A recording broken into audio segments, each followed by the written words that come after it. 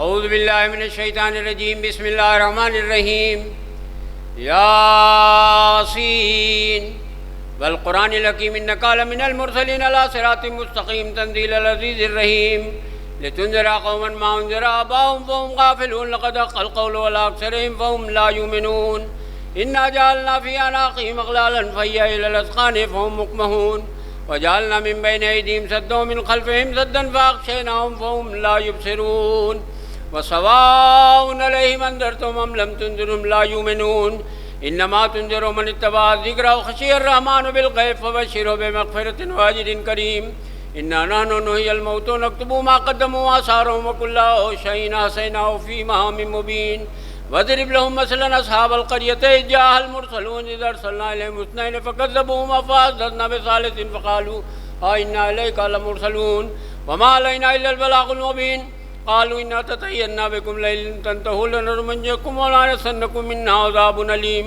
قالوا طائركم معكم إن ذكرتم بل أنتم قوم مسرفون وجاء من أقصى المدينة رجل يسعى قال يا قوم اتبعوا المرسلين اتبعوا من لا يسألكم أجرا وهم مهتدون وما لي لا أعبد الذي فطرني وإليه ترجعون أتخذ من دونه آلهة إن يردني الرحمن بضر لا تغني عني شفاعتهم شيئا ولا ينقذون إني إذا لفي ضلال مبين إني آمنت بربكم فاسمعون قيل ادخل الجنة قال يا ليت قومي يعلمون بما غفر لي ربي جعلني من المكرمين وما أنزلنا على قومه من بعده من جند من السماء وما كنا منزلين إن كانت إلا صيحة واحدة فإذا هم خامدون يا حسرة على العباد ما يأتيهم من رسول إلا كانوا به يستهزئون ألم يروا كما أهلكنا قبلهم من القرون إنهم إليهم لا يرجعون وإن كل لما جميع لدينا محضرون وآية لهم الأرض الميتة وأحييناها وأخرجنا منها حبا فمنه يأكلون وجعلنا فيها جنات من نخيل وأعناب فجرنا فيها من العيون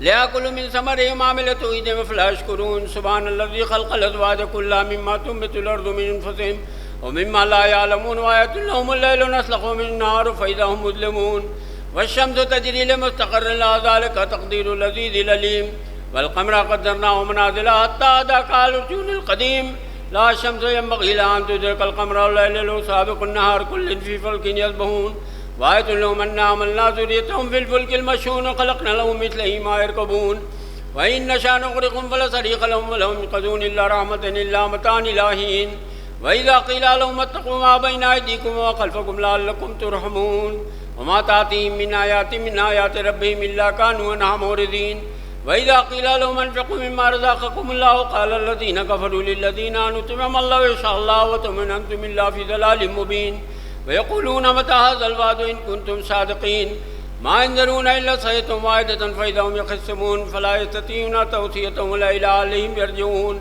ونفخ في الصور فإذا هم من الأجداث إلى ربهم ينسلون قالوا يا ويلنا من بعثنا من مرقدنا هذا ما وعد الرحمن وصدق المرسلون إن كانت إلا صيحة واحدة فإذا هم جميع لدينا محضرون فاليوم لا تظلمون نفس شيئا ولا تجزون إلا ما كنتم تعملون فما كنتم تعملون يا أيها الذين آمنوا فإذا تعلمون ألم أعهد يا بني آدم أن لا تعبدوا الشيطان إنه لكم عدو مبين وأن اعبدوني هذا صراط مستقيم لقد أضل منكم جبلا كثيرا فلم تكونوا تعقلون هذه جهنم التي إن كنتم توعدون اصلوها اليوم بما كنتم تكفرون اليوم نختم على أفواههم وتكلمنا أيديهم وتشهد أرجلهم بما يحزنون يا بني آدم أن لا تعبدوا الشيطان إنه لكم عدو مبين وأن اعبدوني هذا صراط مستقيم لقد أضل منكم جبلا كثيرا فلم تكونوا تعقلون هذه جهنم التي إن كنتم توعدون اصلوها اليوم بما كنتم تكفرون اليوم نختم على أفواههم تكلمنا أيديهم وتشهد أرجلهم ما كانوا يكسبون ولو نشاء لطمسنا عليهم فاستبقوا الصراط فأنى يبصرون ولو نشاء لمسخناهم على مكانتهم فما استطاعوا مضيا ولا يرجعون ومن نؤمره ننكث في الخلق أفلا يعقلون ما علمناه الشعر ما ينبغي له إلا هو ذكر قرآن مبين لينذر من كان حيا ويحق القول على الكافرين ولم يروا أنا خلقنا لهم مما عملت أيدينا أنعاما فهم هالكون وذللنا لهم فمنها ركوبهم ومنها يأكلون ولهم فيها منافع ومشارب فلا يشكرون واتخذوا من دون الله آلهة لعلهم ينصرون لا يستطيعون نصرهم لهم جند محضرون فلا يحزنك قولهم إنا نعلم ما يسرون وما يعلنون أولم يروا الإنسان أنا خلقناه من نطفة فإذا هو خصيم مبين وضرب لنا مثلا ونسي خلقه قال ما العظام وهي رميم قل يحيي الذي أنشأها أول مرة وهو بكل خلق عليم الذي جعل لكم من الشجر الأخضر نارا فإذا أنتم منه توقدون أوليس الذي خلق السماوات والأرض بقادر على أن يخلق مثلهم بل هو الخلاق العليم إنما أمره إذا أراد شيئا يقول له كن فيكون فسبحان الذي بيده ملكوت كل شيء وإليه ترجعون وصدق الله العلي العظيم مع الصلوات.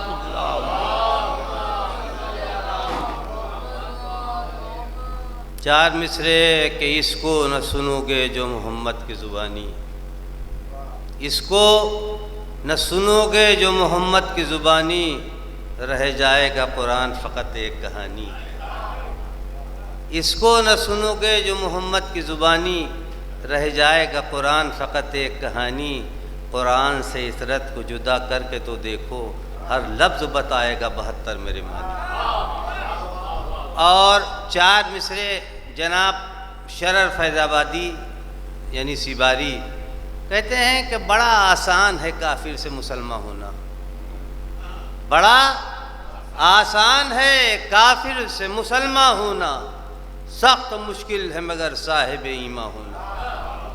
بڑا آسان ہے کافر سے مسلمان ہونا، سخت مشکل ہے مگر صاحب ایمان ہونا.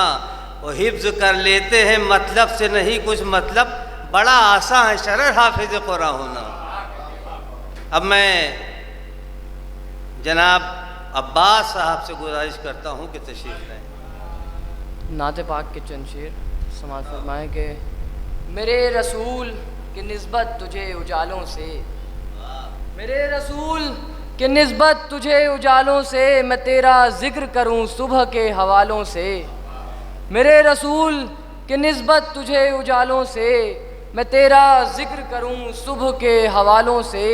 اور تو روشنی کا پیمبر تھا اور میری قسمت، تو روشنی کا پیمبر تھا اور میری قسمت، بھری ہوئی ہے شب ظلم کی مثالوں سے، بھری ہوئی ہے شب ظلم کی مثالوں سے. اور میرے ضمیر نے قابیل کو نہیں بخشا، میرے ضمیر نے چاچو میرے ضمیر نے قابیل کو نہیں بخشا، میں کیسے صلح کروں قتل کرنے والوں سے. میرے ضمیر نے قابیل کو نہیں بخشا، میں کیسے صلح کروں قتل کرنے والوں سے. ایک صلوات پڑھیں حضرات.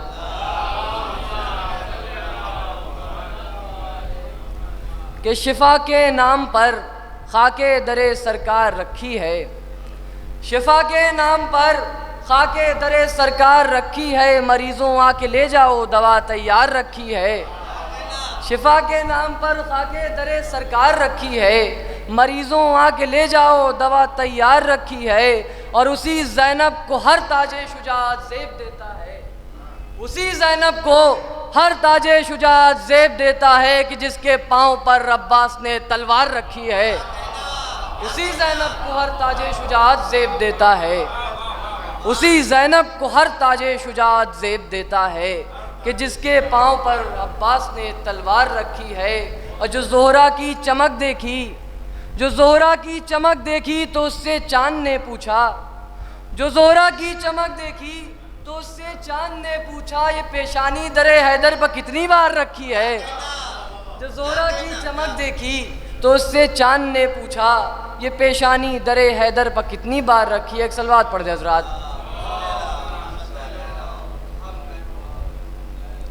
کہ لے آؤ چاہے لاکھ 72 کے سامنے، لے آؤ چاہے لاکھ 72 کے سامنے، قطرے نہ ٹک سکیں گے سمندر کے سامنے. لے آؤ چاہے لاکھ 72 کے سامنے، قطرے نہ ٹک سکیں گے سمندر کے سامنے. اور اچھا ہے دور دور ہی ہم سے رہے فرات، اچھا ہے دور دور ہی ہم سے رہے فرات، پیاسے ہی جائیں ساقی کوثر کے سامنے. اچھا ہے دور دور ہی ہم سے رہے فرات، پیاسے ہی جائیں ساقی کوثر کے سامنے. اور ایک مطلع چند شعر سماعت فرمائیں کہ سینے پر جب ماتم شبیر لکھا جائے گا، سینے پر جب ماتم شبیر لکھا جائے گا، تب اندھیری قبر میں میری اجالا جائے گا، تب اندھیری قبر میں میری اجالا جائے گا، اور باغ جنت پر نمازیں دستکیں دیں گی مگر، باغ جنت پر نمازیں دستکیں دیں گی مگر، کربلا سے پوچھ کر دروازہ کھولا جائے گا، باغ جنت پر نمازیں دستکیں دیں گی مگر، کربلا سے پوچھ کر دروازہ کھولا جائے گا، اور چین سے سو جا لحد میں اے محب اہل بیت، چین سے سو جا لحد میں اے محب اہل بیت، جب امام آئیں گے تو تجھ کو پکارا جائے گا، چین سے سو جا لحد میں اے محب اہل بیت، جب امام آئیں گے تو تجھ کو پکارا جائے گا، اور قطرے اشک غم شبیر ہیں کام آئیں گے،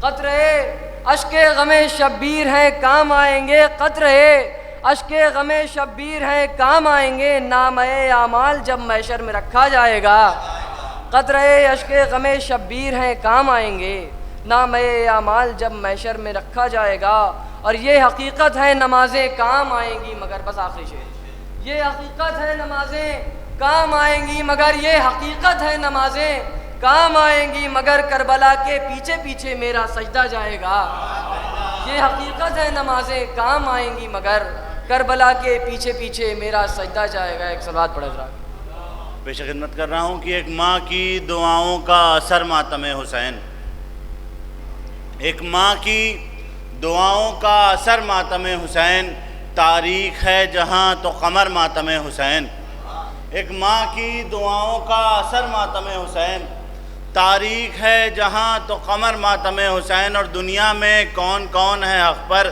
بتائے گا، شبیچہ دیکھیں گے بطور خاص کہ دنیا میں کون کون ہے حق پر بتائے گا، رکھتا ہے ایک یہ بھی ہنر ماتم حسین، دنیا میں کون کون ہے حق پر بتائے گا، رکھتا ہے ایک یہ بھی ہنر ماتم حسین، رکھتا ہے ایک یہ بھی ہنر ماتم حسین، اور اے کاش زندگی جو ملے دوسری مجھے، اے کاش زندگی جو ملے دوسری مجھے، کرتا رہوں میں شام و سحر ماتم حسین، اے کاش زندگی جو ملے دوسری مجھے، کرتا رہوں میں شام و سحر ماتم حسین۔ اور مقطع بطور خاص پیش خدمت ہے کہ وہ آدمی خدا کی قسم جی اٹھا لی، وہ آدمی خدا کی قسم جی اٹھا لی، سینے میں جس کے کر گیا گھر ماتم حسین، وہ آدمی خدا کی قسم جی اٹھا لی، سینے میں جس کے کر گیا گھر ماتم حسین۔ ایک بابا بلند نعرے صلوات سے سہارا دینے۔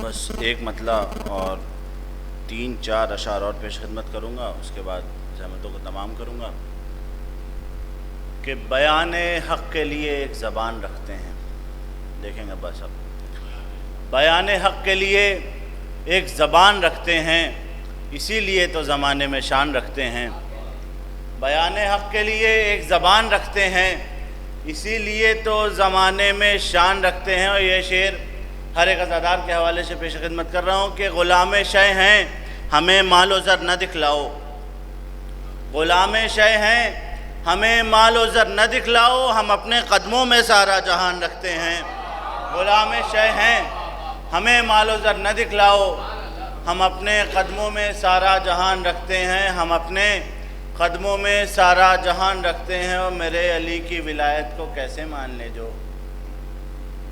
میرے علی کی ولایت کو کیسے مان لے جو، نہ ولدیت نہ کوئی خاندان رکھتے ہیں، میرے علی کی ولایت کو کیسے مان لے جو، نہ ولدیت نہ کوئی خاندان رکھتے ہیں، نہ ولدیت نہ کوئی خاندان رکھتے ہیں۔ اور بڑے ہیں جانب خیبر میرے علی مولا، بڑے ہیں جانب خیبر میرے علی مولا، رسول پاک بھی اب اطمینان رکھتے ہیں، بڑے ہیں جانب خیبر میرے علی مولا، رسول پاک بھی اب اطمینان رکھتے ہیں۔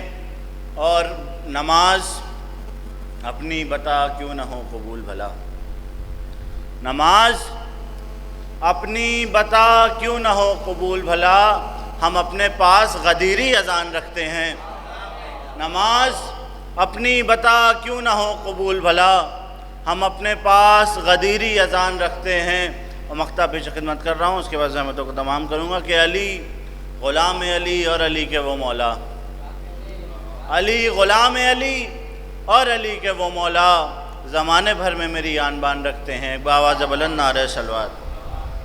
ہزار کہ غم حسین جو سینوں میں پال رکھتے ہیں، غم حسین جو سینوں میں پال رکھتے ہیں، حضور ان کا خصوصاً خیال رکھتے ہیں۔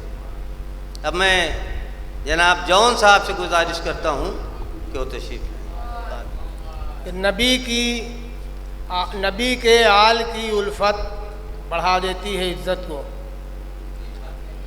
نبی کے آل کی الفت بڑھا دیتی ہے عزت کو، جو ان کا عشق دل میں ہو تو رسوائی نہیں ہوتی، اور نبی کے نور کو بے نور آنکھیں دیکھ لیتی ہیں، نبی کے نور کو بے نور آنکھیں دیکھ لیتی ہیں، کبھی یہ روشنی محتاج بینائی نہیں ہوتی، کبھی یہ روشنی محتاج بینائی نہیں ہوتی۔ اور چار مصرے اور ملاحظہ ہو کہ ظلم و استبداد سے نہ تیر نہ تلوار سے، ظلم و استبداد سے نہ تیر نہ تلوار سے، دین حق پھیلا نبی پاک کے کردار سے، اور بجھ گیا کرب و بلا میں آ کے بیعت کا چراغ، شمع حق روشن رہی شبیر کے انکار سے، شمع حق روشن رہی شبیر کے انکار سے۔ اور حضور عرض کیا ہے کہ وقت مشکل علی علی کہیے، وقت مشکل علی علی کہیے، جو نبی نے کہا وہی کہیے، اور موت آ جائے حب حیدر میں، ایسے مرنے کو زندگی کہیے، ایسے مرنے کو زندگی کہیے۔ مولا علی کی بات آ گئی ہے، چار مصرے اور ملاحظہ ہو کہ فقیر شاہ نجف ہوں مجھے لبھائے کون، فقیر شاہ نجف ہوں مجھے لبھائے کون، وہیں سے ملتا ہے سب کچھ یہاں سے جائے کون، اور فراز دار پہ کھولی زبان میسم نے، ہو دل میں عشق علی دوسرا سمائے کون، ہو دل میں عشق علی دوسرا سمائے کون۔ اور ملاحظہ ہو چار مصرے اور کہ ایک نعرہ صلوات۔ مختصر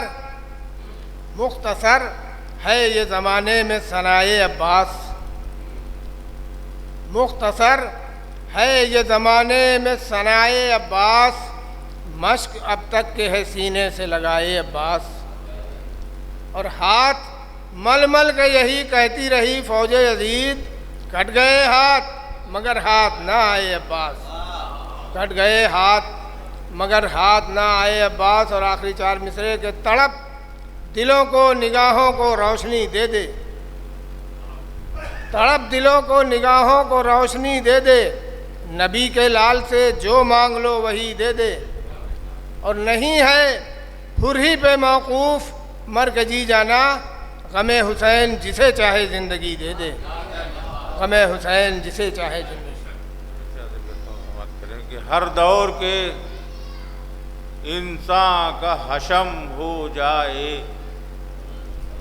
ہر دور کے انسان کا حشم ہو جائے، مینارِ تہذیب ہو جائے، لکھے گا وہی ہاتھ وفا کی تاریخ، جو ہاتھ قلم ہو کے علم ہو جائے، لکھے گا وہی ہاتھ وفا کی تاریخ، جو ہاتھ قلم ہو کے علم ہو جائے۔ حضرات یہ جو میں نے ربائی پیش کی یا جو چار مصرے تھے یا قطعہ تھا جو بھی تھا، وہ ڈاکٹر ہلال نقوی کی تخلیق ہے، وہ میں نے آپ حضرات کی سماعتوں کی نظر کر دیا، باقی میں ابھی اپنے آپ کو اس طرح نہیں پا رہا ہوں کہ کچھ پیش کر سکوں۔ حضرات یہ تھے جناب تاج صاحب۔ اب میں سوسخہ حضرات سے گزارش کرتا ہوں کہ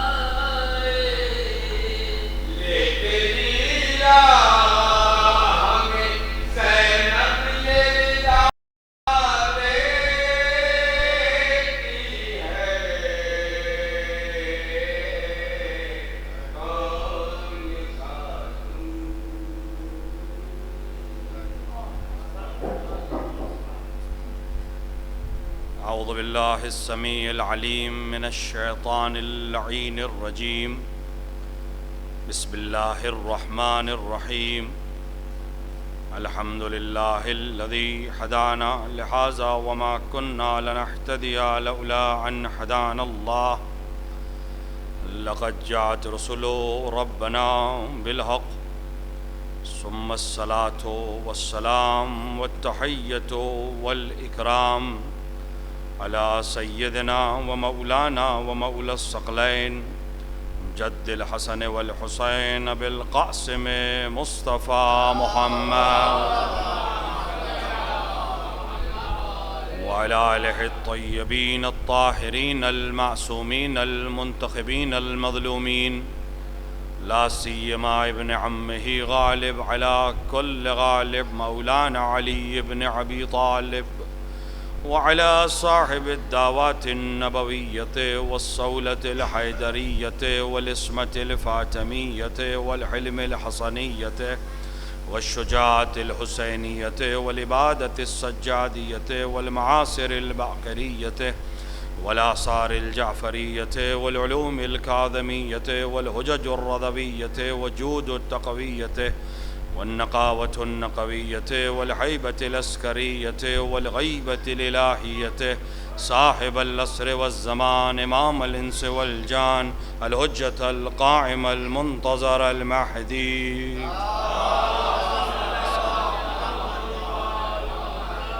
ولعنة الله على أعدائهم أجمعين من يوم ظلمهم إلى لقاء يوم الدين وبعد يوم الدين. أما بعد، فقد قال الله سبحانه وتبارك وتعالى في كتابه المجيد وهو أصدق الصادقين وقوله الحق. بسم الله الرحمن الرحيم. يوم ندعو كل أناس بإمامهم. صلوات پڑھیں محمد وآلہ.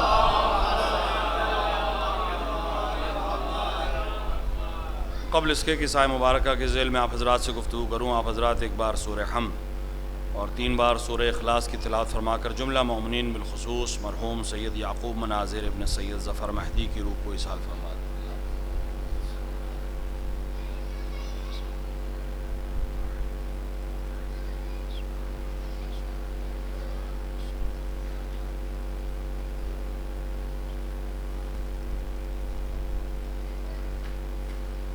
ایک صلوات پڑھے محمد وآل محمد.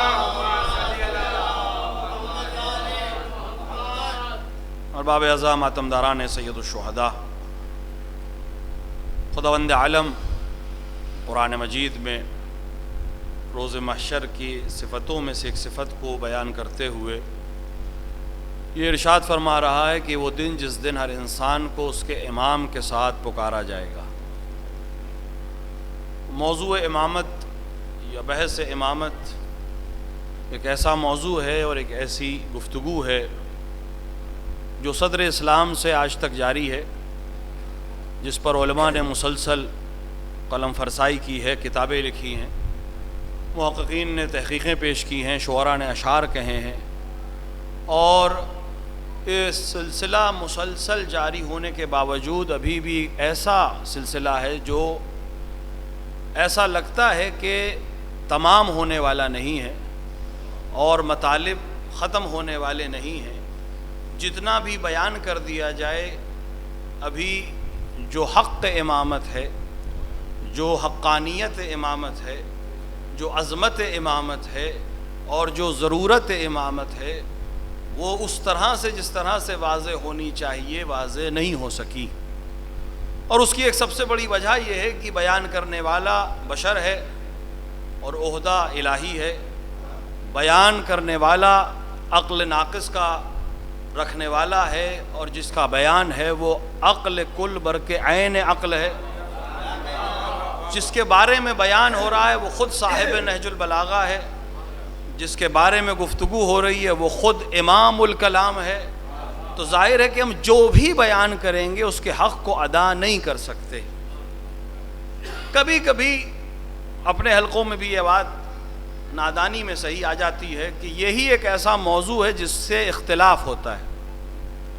لہٰذا اگر ہم اتحاد کی طرف بڑھنا چاہتے ہیں، اگر ہم انسجام کی طرف بڑھنا چاہتے ہیں، اگر ہم امن کی طرف بڑھنا چاہتے ہیں تو ہم اس موضوع کو چھوڑ کر آج کی اصطلاح میں کامن پوائنٹس کے اوپر بات کریں، جو آپس میں اختلافی نہیں ہیں اس پر بات کریں، اور اس کو چھوڑ دیں تاکہ اختلاف رونما نہ ہو، اختلاف نہ بڑھے۔ جو یہ بات کہتا ہے وہ یا امامت کو نہیں سمجھا ہے اور یا اتحاد کو نہیں سمجھا ہے، کیونکہ اتحاد کا فارمولہ جو رسول اکرم نے بیان کیا تھا وہ حدیث ثقلین بیان کرتے وقت واضح کر دیا تھا کہ میں تمہارے درمیان دو چیزیں چھوڑ کر جا رہا ہوں، ایک اللہ کی کتاب اور ایک میری اطرت، میرے اہل بیت، یہ ہرگز ہرگز جدا نہیں ہوں گے، اور اگر تم ان سے متمسک رہو گے تم ضلالت اور گمراہی میں نہیں جاؤ گے۔ اگر تم متحد ہونا چاہتے ہو، اگر تم کامیاب ہونا چاہتے ہو، اگر تم فیضیاب ہونا چاہتے ہو، اگر تم کسی بھی کمال تک پہنچنا چاہتے ہو، تو فارمولہ وہی ہے جو رسول بتا کے گئے تھے، قرآن اور اطرت کو لے کر چلنا پڑے گا۔ کسی ایک کو بھی چھوڑا تو تم گمراہی میں جاؤ گے، کمال پر نہیں جاؤ گے۔ اور اس موضوع کی اہمیت اتنی ہے، اور یہ دونوں ایک دوسرے کے کتنے لازم اور ملزوم ہیں، یہ رسول کے صرف کلام سے نہیں، رسول نے جو عمل ساتھ میں کیا اس سے بھی واضح ہے۔ رسول اکرم نے صرف زبان سے نہیں حدیث ثقلین بیان کی، بلکہ اپنے ہاتھ سے بھی اشارہ کر کے دو کی طرف متوجہ کیا، اور اس اشارے میں بھی بہت کچھ رسول کہہ گئے۔ رسول نے جب کہا میں دو چھوڑ کر جا رہا ہوں تو ہماری آپ کی طرح ایسے دو نہیں کہا، حالانکہ رسول نے ایک اور مقام پر اس طرح سے دو کہا ہے۔ رسول نے فرمایا کہ میرے ساتھ جو انسان یتیم پروری کرے گا وہ میرے ساتھ بہشت میں ایسا ہی ہوگا جیسے یہ دو انگلیاں۔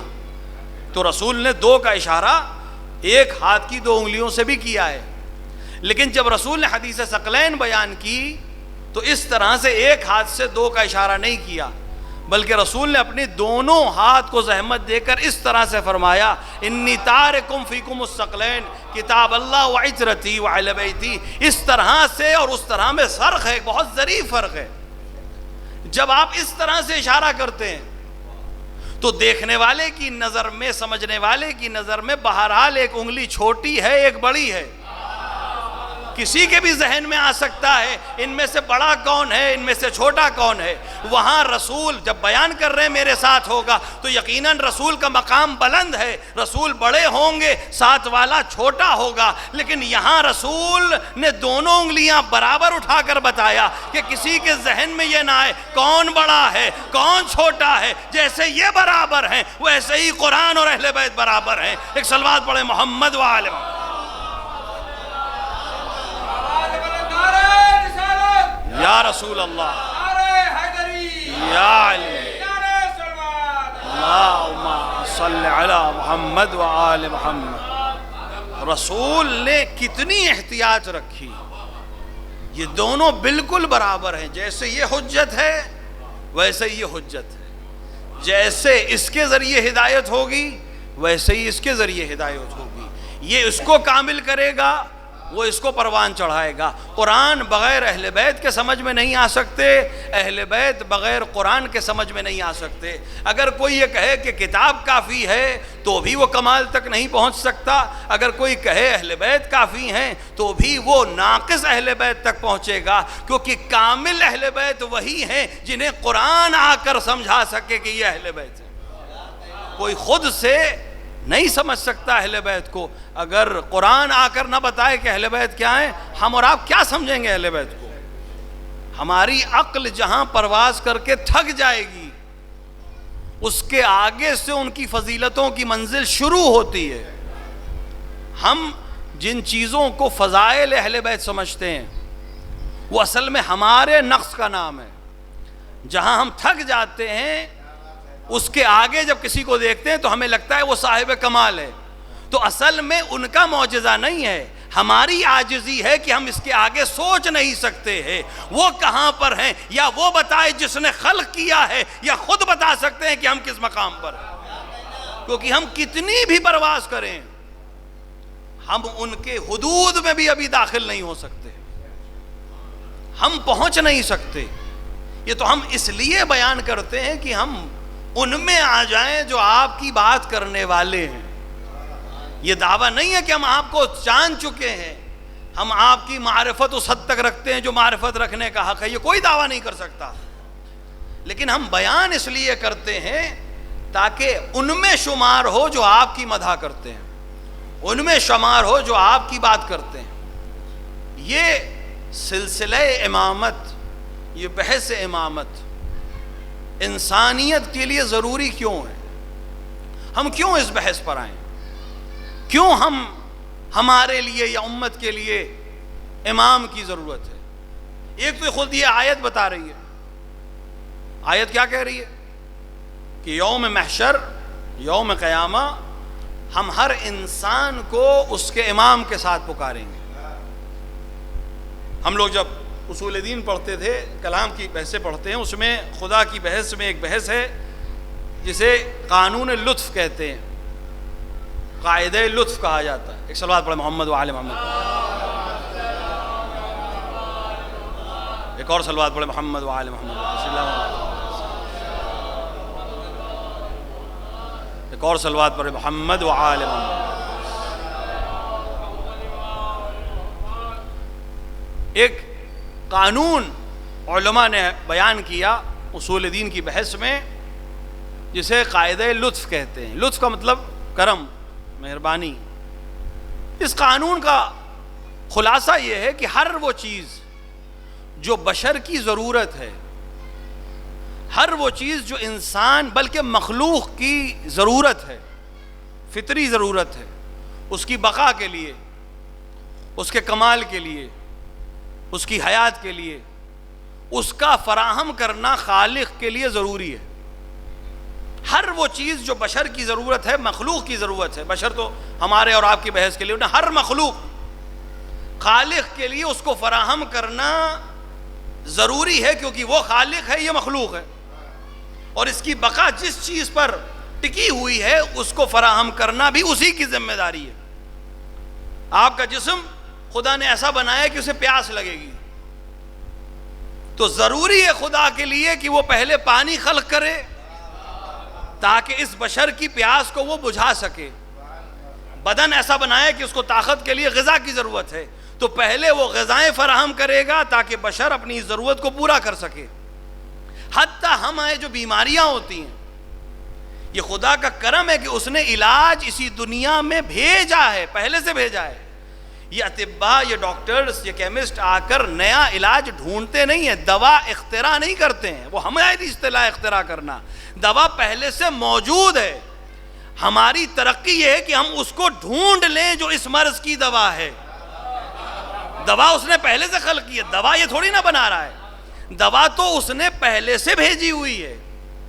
تاریخ میں اس کی شہادت ملتی ہے کہ رسول کے پاس کچھ لوگ آئے، کچھ بادیہ نشین رسول کے پاس آئے کہ یا رسول اللہ، ہمارے علاقے میں ایک نیا مرض آیا ہے اور ہمارے اطباء، ہمارے حکماء اس کے علاج سے قاصر ہیں، ہماری مدد فرمائیں۔ رسول نے کہا اپنے چرواہوں کو بھیجو، جو جنگل میں بھیڑ بکری لے کے جاتے ہیں ان کو بھیجو۔ آئے وہ لوگ، یا رسول اللہ آپ کی خدمت میں حاضر ہیں۔ کہ جاؤ اپنے علاقے میں دیکھو کوئی نیا پودا ہے، کوئی نئی گھاس اگی ہے جو پہلے اس علاقے میں نہ ہو۔ وہ لوگ گئے، ایک پودا لے کر آئے کہ یا رسول اللہ اب سے پہلے یہ گھاس، یہ پودا ہمارے علاقے میں نہیں تھا، کچھ مہینوں سے ہم دیکھ رہے ہیں کہ یہ پودا ہمارے علاقوں میں، ہمارے صحراؤں میں اگ رہا ہے۔ رسول نے فرمایا اپنے حکماء کو اس کی طرف متوجہ کرو، اس بیماری کا علاج اسی پودے میں ہے۔ خدا کو جانتا تھا کہ کل تمہارے علاقے میں یہ بیماری آئے گی، لہٰذا اس نے پودے کو پہلے بھیجا تاکہ تمہارا علاج ہو سکے۔ تو ہر وہ چیز جو بشر کی ضرورت ہے وہ بھیجنا خدا پر لازم ہے، کیونکہ وہ خالق ہے۔ اگر اس آیت میں وہ کہہ رہا ہے کہ ہر انسان کو اس کے امام کے ساتھ پکارے گا، تو پھر ضروری ہے ہر دور میں کسی کو امام بنا کر بھیجا ہو تاکہ جب پکارے تو کوئی یہ حجت نہ پیش کر سکے کہ تو نے کوئی امام نہیں رکھا تھا، ہم کس کو منتخب کرتے۔ امام وہ بنائے گا، ہمیں طے کرنا ہے کہ ہمارا امام کون ہے تاکہ ہم اس کے ساتھ پکارے جائیں، اور یہ طے یہی کرنا ہے، رزلٹ آنے کے بعد نہیں۔ دنیا میں تو ہو سکتا ہے اگلے سال سے گاڑیوں پہ جھنڈے الگ الگ دکھائی دینے لگیں گے آپ کو. کنونسنگ کے زمانے میں جھنڈے دوسرے ہوتے ہیں, ایگزٹ پول کے بعد بدل جاتے ہیں, حکومت بدلنے کے بعد اسٹیکر بھی بدل جاتے ہیں.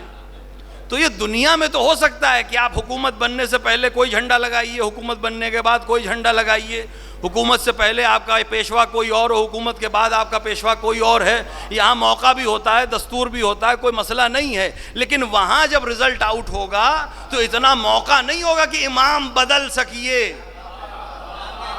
تو امام یہی طے کرنا ہے, اور عاقل وہ ہے جو ایسے کو امام بنائے جو دنیا میں بھی کامیاب ہو اور آخرت میں بھی کامیاب ہو.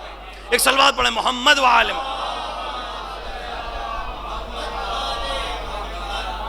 ایسے کو امام جس کا نام جب وہاں لیا جائے تو شرم سے سر نہ جھکے, بلکہ غرور سے اٹھے کہ اگر فخر ہے تو اس کی امامت کی وجہ سے ہم پر فخر ہے, ورنہ اور کوئی چیز ہمارے پاس نہیں ہے جس پر ہم فخر کریں سوائے اس امام کے جس کو ہم مانتے ہیں.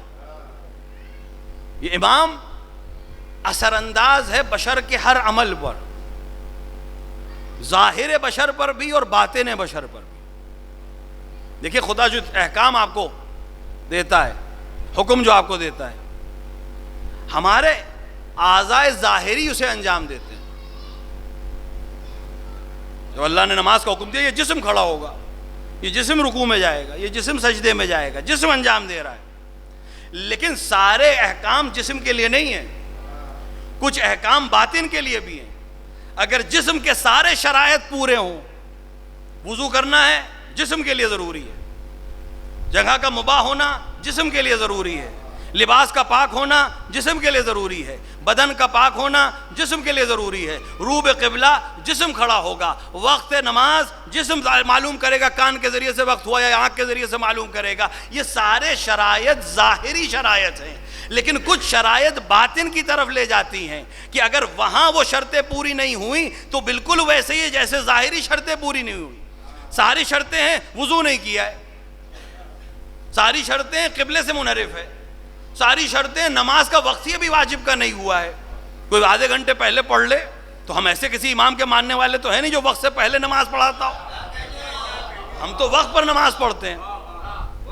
تو اگر وضو کے بنا آ کے سارے ارکان صحیح ہیں اور وضو نہیں ہے تو کیا خدا محنت کا جزا دے گا؟ کہے گا ہم نے شرط پہلے بیان کر دی ہے, باوضو ہو کے آؤ, لباس طاہر ہونا چاہیے, بدن طاہر ہونا چاہیے, روب قبلہ ہونا چاہیے, کوئی ایک شرط ہٹی نماز باطل ہے. تو یہ ظاہری جیسے شرطیں ہیں ویسی باطنی شرطیں بھی ہیں. ساری شرطیں صحیح ہیں لیکن نیت یہ ہے کہ پڑوسی خوش ہو کہ میں نمازی ہوں, لوگ یہ سمجھیں کہ میں نمازی ہوں. سجدہ اس لیے طولانی کہ لوگ کہیں مولانا بہت بڑا سجدہ اور بہت لمبا سجدہ کرتے ہیں.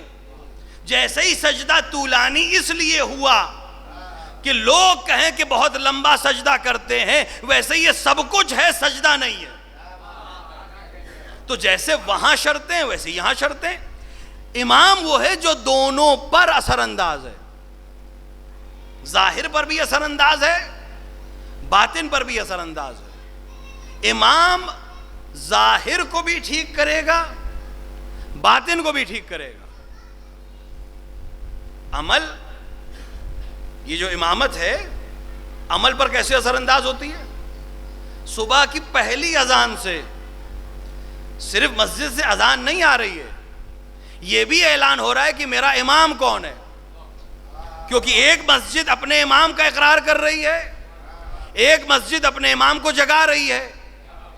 صبح کی اذان میں ایک ولایت کا انکار کر رہی ہے, ایک جگانے کا اعلان کر رہی ہے, صلاۃ خیر من النوم, یہ کہہ کر بتا رہی ہے کہ تم جس کو امام مانتے ہو اس کی ولایت کا اعلان کر رہے ہو. ہم جسے امام مانتے ہیں وہ شاید سونے کو بہتر سمجھتا ہے, لہٰذا ہم اس کو جگا کر اپنی امامت بتا رہے ہیں. دونوں کی اذانیں اپنے اپنے امام کا تعارف کرا رہی ہیں.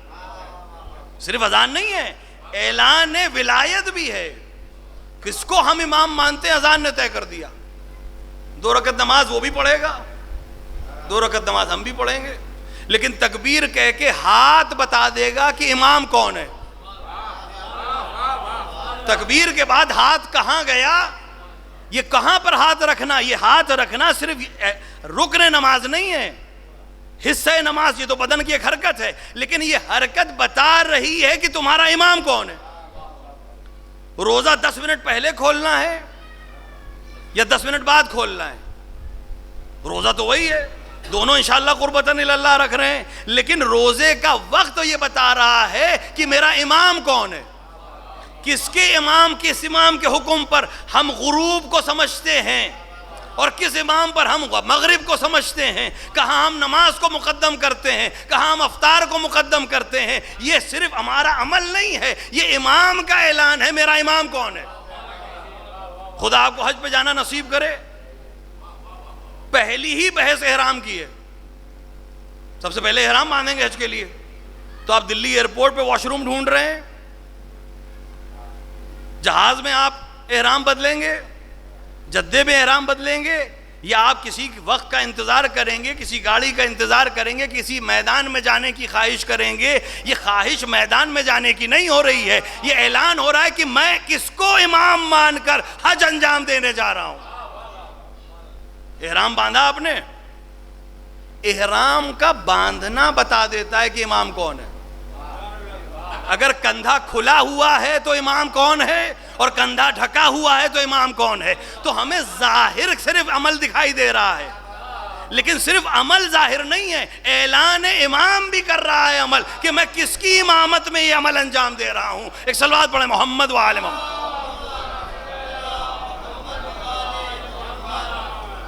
دیکھیے ہم جہاں پیشخانی میں بالکل نہیں بیٹھتے، وہاں 1 گھنٹہ پڑھتے ہیں، یہاں تم نے 40 منٹ سنی ہے بیٹھ کے، تو اب اس سے بہرحال پڑھنا چاہیے۔ ایک صلوات پڑھے محمد و آل محمد۔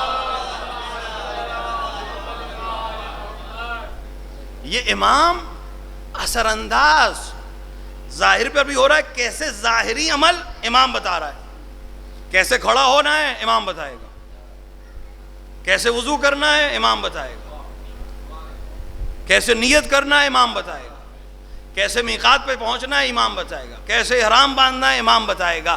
جس کا جو امام ہے ظاہر بتا رہا ہے وہ اس کا امام کون ہے، یہ ظاہر پر اثر ہے، باطن پر بھی اثر انداز ہے۔ 2 افراد امام رضا علیہ السلام کی خدمت میں آئے۔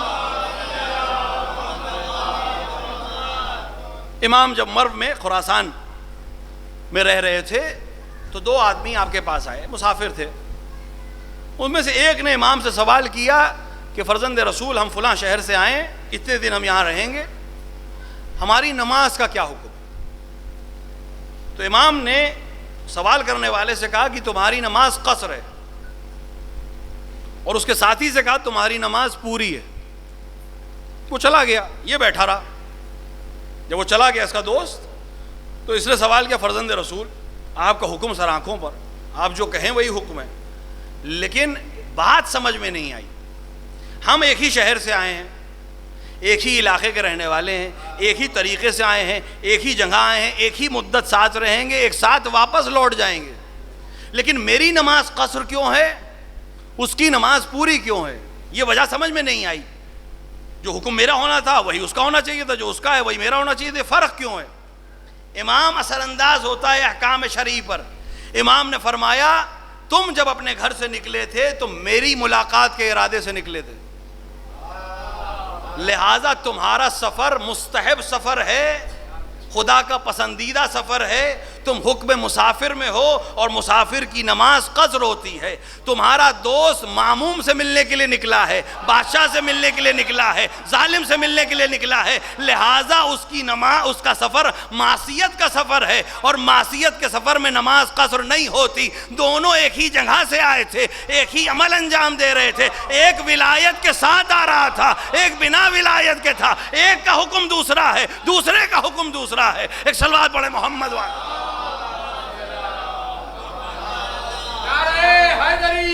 یا علی اللہم صلی علی محمد و آل محمد۔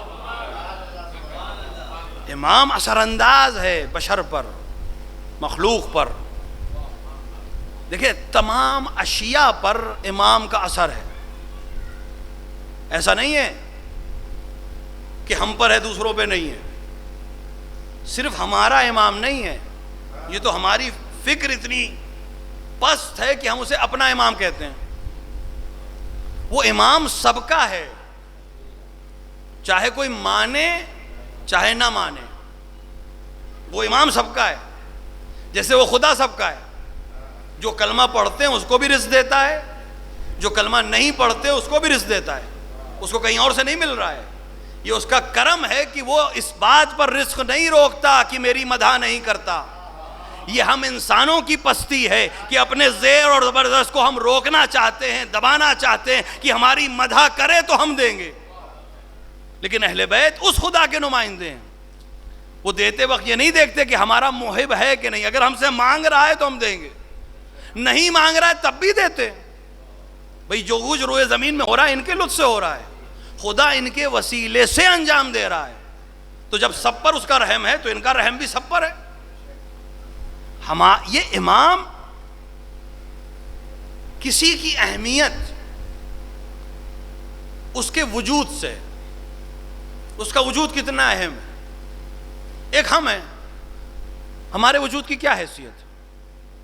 کوئی حیثیت ہی نہیں. ہمارے ہونے نہ ہونے سے کسی کو کیا فرق پڑتا ہے؟ ہمیں لگتا ہے بہت فرق پڑتا ہے، لیکن ہے کچھ فرق نہیں. کیونکہ جب ہم نہیں تھے تب بھی یہ دنیا چل رہی تھی، جب نہیں ہوں گے تب بھی چلے گی.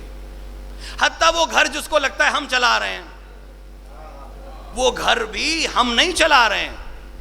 اور اس کی سب سے بڑی دلیل یہ ہے کہ جیسے ہی آپ مٹی میں تبدیل ہوتے ہیں ویسے سارے آپ کے کام دوسرے انجام دے کے بتاتے ہیں کہ تمہارے وجود سے کچھ نہیں چل رہا تھا. تمہیں لگ رہا تھا تمہارے وجود سے فرق پڑتا ہے. تمہیں لگ رہا ہے کہ بچے ہماری وجہ سے ہیں، زوجہ میری وجہ سے، گھر میری وجہ سے. کوئی سی کو تمہارے وجود سے کوئی فرق نہیں پڑتا. اس کائنات میں، اس روئے زمین پر جسے ہم دنیا کہتے ہیں، ارتھ کہتے ہیں، کتنی انسان رہتے ہیں؟ 6 بلین 6 بلین ہیں. ان کی کیا حیثیت ہے؟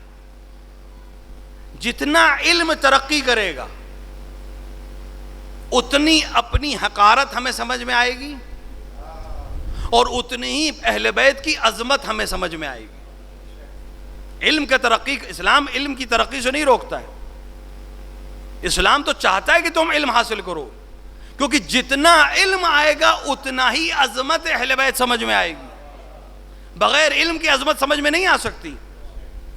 اگر علم ہوتا، سمجھ ہوتی، تو وہ علی سے وہ سوال نہ پوچھتے جس پہ ہم آج ہنس رہے ہیں. اب بتا، ہم نے بھی کوئی خاص ترقی نہیں کی ہے. ہمارے یہاں بھی جو سوال ابھی بھی ہو رہے ہیں وہ ایسے اعلیٰ درجے کے ہو رہے ہیں کہ سوال پوچھنے والے کو کبھی جی چاہتا ہے کہ یا خود کو مار لیں یا اسے مار لیں. مراجع کے ہاں جو سوال بھیجے جاتے ہیں، ہم تقریباً 15 سال ہو گیا مجھے مراجع کے دفتر میں استفتاء میں ترجمے کا کام کرتے ہوئے.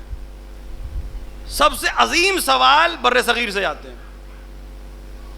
منگل کے دن مچھلی کھا سکتے ہیں؟ یہ سوال مرجع سے پوچھ رہا ہے. وہ مطلب اس کی فکر کتنی اعلیٰ ہو چکی ہے کہ وہ مرجع تقلید سے پوچھ رہا ہے کہ میں منگل کو مچھلی کھا سکتا ہوں کہ نہیں. یہ حسد ہے ہمارے سوال کی، اور ہم ہنس رہے ہیں ان پر جو علی سے سوال پوچھ رہے تھے. تو ہم کون سی بہت ترقی کر گئے اور علی سے وہ سوال پوچھ رہے ہیں جو پوچھنا چاہیے تھے. تو یہ کیوں سوال ہے؟ کیونکہ علم نہیں ہے، علم کی کمی ہے، لہٰذا ہم اس حد کا سوال پوچھتے ہیں. ان میں سے بھی آدھے سوال اس لیے نہیں پوچھتے کہ ان کو علم چاہیے، آدھے تو اس لیے پوچھتے ہیں کہ مولوی صاحب کو آزمایا جائے، ان کو پتا ہے کہ نہیں پتا ہے. امیر المومنین نے منع کیا کہ سوال اس لیے نہ کرو کہ توہین مقصد ہو، سوال اس لیے کرو کہ علم چاہتے ہو. سوال علم کے لیے کرو. اب بیچارہ نیا گاؤں میں آیا نماز پڑھانے، ابھی پہلی دوسری مکتب میں پڑھنے والا ہے، اس سے پوچھیں ٹیڑھا میڑھا کوئی سوال کے اس کو پہلے دن احساس ہو کہ ہم سے زیادہ عالم پیچھے کھڑے ہوئے ہیں. ارے آپ عالم تھے تو آپ آگے کھڑے ہوتے. اس کا آگے کھڑا ہونا بتا رہا ہے کہ خدا نے اسے کچھ تو فضیلت دی ہے کہ وہ تم سے آگے کھڑا ہے اور تم اس کے ساتھ رکوع اور سجود کر رہے ہو. ایک صلوات پڑھیں محمد و آل محمد.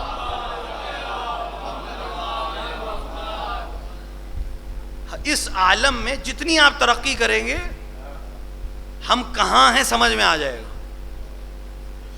یہ میں جو ہے یہ ختم ہو جائے گی. کتنی آبادی ہے؟ 6 بلین. یہ سب ختم ہو جائیں، کیا فرق پڑے گا اس دنیا کو؟ کوئی فرق نہیں پڑے گا. یہ دنیا ایک سولر سسٹم کا حصہ ہے.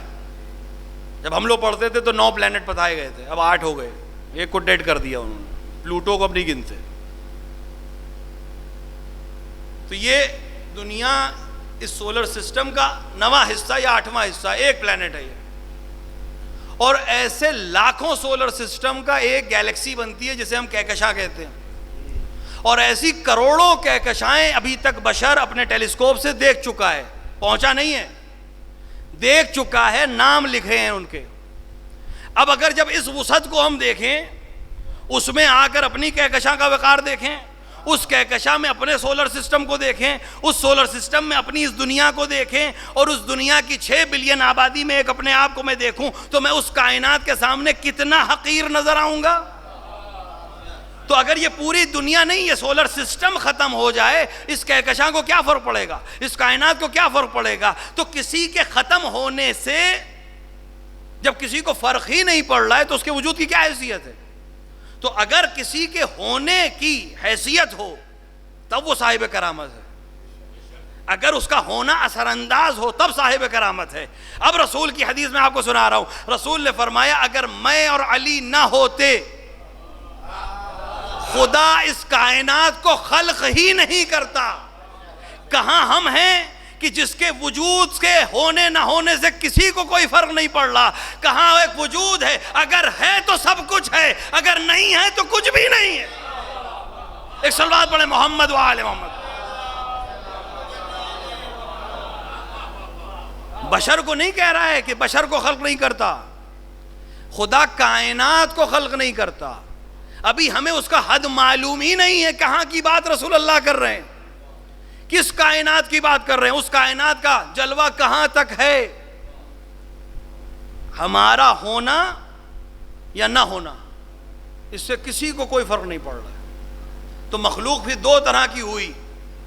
ایک جو مخلوق ہے خالی، خدا نے خلق کر دیا، اور ایک جس کی وجہ سے خلق کیا ہے، وہ بھی مخلوق ہے. لیکن ایک مخلوق یہ ایک بس خلق ہو گئی ہے، اور ایک مخلوق ہے جس کی وجہ سے خلق کی گئی ہے. یہ دونوں کبھی برابر نہیں ہو سکتے، کیونکہ ایک اپنے وجود میں محتاج ہے ہمارا، ان کے وجود کا محتاج ہے، ہمارا وجود ان کے وجود کا محتاج ہے، اور وہ ہمارے وجود کے محتاج نہیں ہے. یہ مقابلہ ہی غلط ہے کہ علی اور وہ، علی اور وہ، علی اور وہ. ایک طرف وہ ہیں جو محتاج علی ہیں، ایک طرف علی ہیں جو سوائے خدا کے کسی کا محتاج نہیں. ایک صلوات پڑھیں محمد و آل محمد.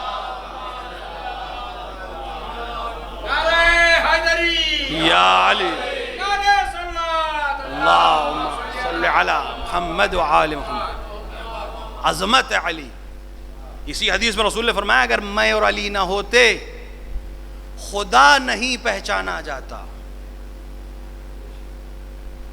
پیغمبر کہہ رہے ہیں، کیونکہ ہم اور آپ کیا پہچانوائیں گے خدا کو؟ اپنی نماز سے پہچانوائیں گے. ہماری نماز کیسی ہے ہمیں اچھی طرح معلوم. تکبیر کے بعد والسلام تک ہم کہاں کہاں ٹہل کے آتے ہیں. پوری دنیا کی سیر اسی 2 رکعت میں ہو جاتی ہے. جتنی چیزیں بھولیں سب یاد آنے لگتی ہیں. ہمارے استاد اخلاق ہیں ایران میں، اکثر ہم سے کہا کرتے تھے کہ کچھ چیز بھول جاؤ تو 2 رکعت نماز پڑھ لا کرو. میں نے استاد مل جائے کہ نہیں، ملے گی تو نہیں، لیکن تمہیں یاد آ جائے گا کہ جیسے ہی نماز پڑھو گے ہر وہ خیال جو اب تک ذہن میں نہیں آ رہا تھا وہ سب آنے لگیں گے. ہمارے سجدے کی کیا حیثیت ہے؟ ہمارے سجدے کرنے سے کیا اللہ بڑا ہو جائے گا؟ ہماری حیثیت ہی نہیں ہے. ہم سجدہ اس کی شان کے لحاظ سے نہیں کرتے ہیں، ہم سجدہ اپنے کو بندہ بتانے کے لیے کرتے ہیں. ہمارے سجدے سے یا کہنے سے سبحان ربی العالی و بحمدہ، وہ اعلیٰ میرے کہنے سے نہیں ہے، وہ تو ہے اعلیٰ. ہم اس کے اعلیٰ ہونے کا اعتراف کر کے بندوں میں اپنا نام لکھانا چاہتے ہیں کہ خدایا جب بندوں پہ نظر کرم کرنا تو اس سجدہ کرنے والے کو بھی یاد رکھنا. ہم کیا بتائیں گے خدا کو؟ ہم کیا روزہ رکھیں گے؟ ہم کیا حج کریں گے؟ حج سے زیادہ تو اس ٹاور کو دیکھ رہے ہوتے ہیں. خدا آپ سب کو جانا نصیب کرے. اب تو خانہ کعبہ زیادہ وہ ٹاور نظر آ رہا ہوتا ہے. یہ ہمارا حج ہے. زکوٰۃ فیس بک کی نظر ہو گئی ہے.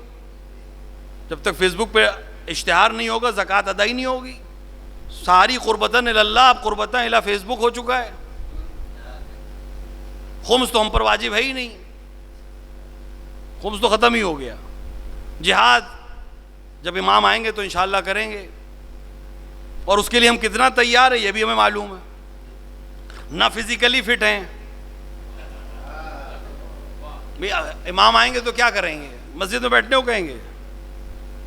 امام آئیں گے امام باڑے میں دن بھر ان کے جد پر متم ہو, ایسا تو نہیں ہوگا. امام عمل کا امام ہے. الاجل مولا آ جائیے, آگے پھر کتنا ریڈی ہیں ہم, فزیکلی کتنا فٹ ہیں. مسجد تک تو جا نہیں پا رہے ہیں, جہاد میں جائیں گے.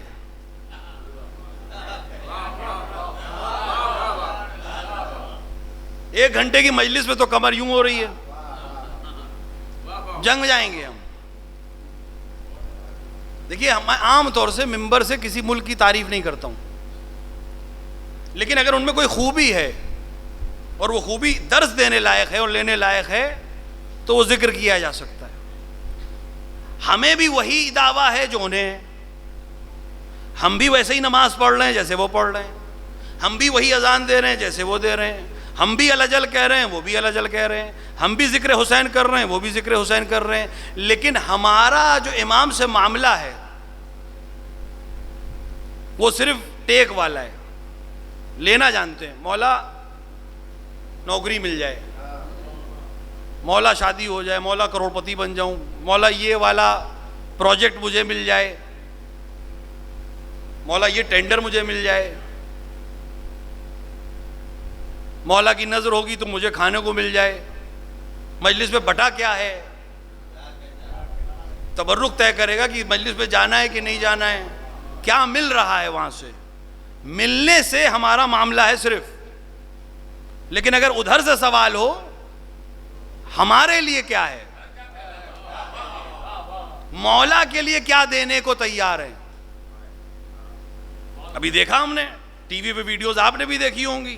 کچھ لوگ تھے جو میدان جنگ کی طرف جا رہے تھے, اور کچھ وہاں مولا کے حرم میں کھڑے ہو کے اپنے ملک کے پرائم منسٹر سے کہہ رہے تھے کہ ہمیں نکال لیجئے یہاں سے, ہمیں بچا لیجئے یہاں سے. کل تک تو کہہ رہے تھے یا لیتنی کنتو معکم, یا لیتنی کنتو معکم, اے کاش ہم شہدائے کربلا کے ساتھ ہوتے, اے کاش ہم کربلا والوں کے ساتھ ہوتے. ہوتے تو کیا کرتے, جو آج یہاں کر رہے ہو کل وہاں کر رہے ہوتے.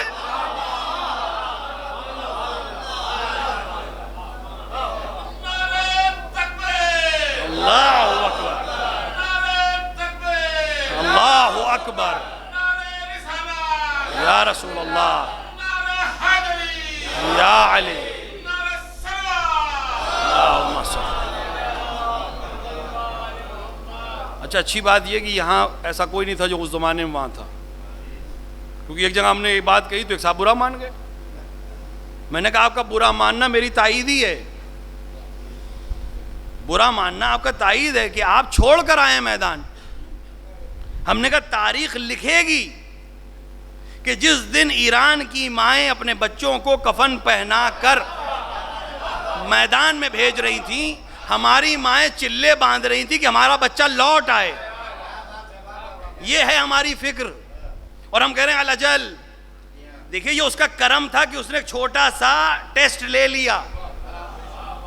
بھئی تھوڑا سا خون نکالا سارا ٹیسٹ ہو گیا, سارا خون نہیں نکالنا پڑا, تھوڑا سا خون نکالا ساری بیماری سمجھ میں آ گئی. تھوڑے سے خون سے اگر سارا مسئلہ حل ہو جا رہا ہے تو پورا خون نکالنے کی ضرورت نہیں ہے, اس کو ٹھیک کر لیا جائے گا. خدا بھی چھوٹا سا امتحان لے کر ہمیں بتا رہا ہے کہ کہاں تک بیمار ہو. الاجل الاجل پکار تو رہے ہو, لیکن یہ بیماری تمہارے اندر ابھی اتنی راسخ ہے کہ ابھی الاجل کی منزل تک پہنچ نہیں پائے ہو. اور دیکھیں یہ اس کا کرم ہے کہ امتحان لے لیا, کچھ پاس ہو گئے, کچھ ہمارے جیسے فیل ہو گئے. لیکن فیل ہونا عیب نہیں ہے, فیل ہو جانا عیب نہیں ہوتا. فیلئر کو ایکسپٹ کر کے اگلے امتحان کے لیے تیار ہونا ہی کامیابی کی دلیل ہے. اور دیکھیں یہ فطری چیز ہے, فطری چیز ہے. آپ اپنے اپنے ذہن میں اس کو ٹٹولیے گا. اگر آپ نے کسی سوال کا صحیح جواب دیا ہے تو آپ اس کا جواب بھول جائیں کچھ دن بعد. ہائی اسکول میں جو جواب لکھے تھے صحیح یاد ہیں آپ کو؟ انٹر میں جو لکھے تھے یاد ہیں؟ گریجویشن میں لکھے تھے یاد ہیں؟ 2 سال پہلے بھی جو امتحان دیا ہوگا نہیں یاد ہوگا. لیکن اگر کوئی غلط جواب دیا تھا اور بعد میں صحیح معلوم ہو گیا کہ یہ غلط تھا، اس کا صحیح ہے، پوری عمر وہ صحیح جواب آپ کو یاد رہے گا، غلطی یاد رہے گی. عاقل وہ ہے جو غلطی سے سبق لے کر صحیح ثواب سن لے. عقل یہ ہے اگر ہم آج کامیاب نہیں ہوئے ہیں، آج ہم فریاد لبیک صرف زبانی کر کے رہ گئے، تو اپنے آپ کو آمادہ کریں، روح کو آمادہ کریں، بدن کو آمادہ کریں، ذہن کو آمادہ کریں کہ جب اگلا آواز دینے والا آئے گا تو ہم پیچھے نہیں ہوں گے، سب سے آگے کھڑے ہوں گے. ایک ملک نے صرف دعویٰ نہیں کیا کہ ہم حسین کے ماننے والے ہیں، صرف یہ دعویٰ نہیں کیا کہ ہم علی کو مانتے ہیں. ایک ہمارا پڑوسی ملک ہے، اسلام کا دعویٰ اس کو بھی ہے، سب سے بڑے ٹھیکیدار ہیں وہ، اسلام کے نام پہ ملک بنایا. اب تھوڑی سی تلخ بات ہے، سیاسی مسئلہ ہو جائے گا، لیکن دنیا میں 2 ہی ملک ہیں جو مذہب کے نام پہ بنے ہیں. ایک پڑوسی ہے اور ایک وہ دشمن ملک ہے جو فلسطینیوں کے سینے پہ بنائے گئے. یہ 2 ہی ملک ہیں جو مذہب کے نام پر الگ سے جن کا نقشہ کھینچا گیا. انہوں نے ہمیں ڈرانے کے لیے، ہمیں سے مراد ہند کو، ہندوستان کو، میزائل بنائے. تھوڑا سا ہسٹری ہم بھی پڑھ لیتے ہیں، جغرافی ہمیں بھی آتی ہے. انہوں نے جو میزائل بنائے اس کے نام کیا ہے؟ غزنی، غوری، کیونکہ انہیں یہاں والوں کو ڈرانا تھا کہ جیسے وہ حملہ ور تھا، جیسے وہ آیا تھا تمہارے ملک میں، ہم اس کے یاد سے تمہیں بتائیں. یہی ہدف ہی یہی. دیکھیے ہماری نظر میں تو نہ غوری اس لائق ہے کہ اس کا ذکر ہو، نہ غزنی اس لائق ہے کہ اس کا ذکر ہو، نہ کوئی مغل اس لائق ہے کہ اس کا ذکر ہو. البتہ ہم اس کے بھی قائل نہیں کہ ہسٹری سے ہٹا دیا جائے، کیونکہ تاریخ سے کرداروں کو ہٹانے سے کوئی فائدہ نہیں ہوگا. تاریخ میں کرداروں کو رکھا جاتا ہے، کچھ اس لیے کہ پازیٹیو وائب دیں، کچھ اس لیے کہ نگیٹو بتائیں کہ یہ نہیں بننا ہے.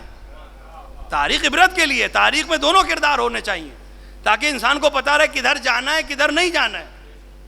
تو انہوں نے یہ نام کیوں رکھے؟ کیونکہ ان کے لحاظ سے ان کے لیے وہی معتبر تھے.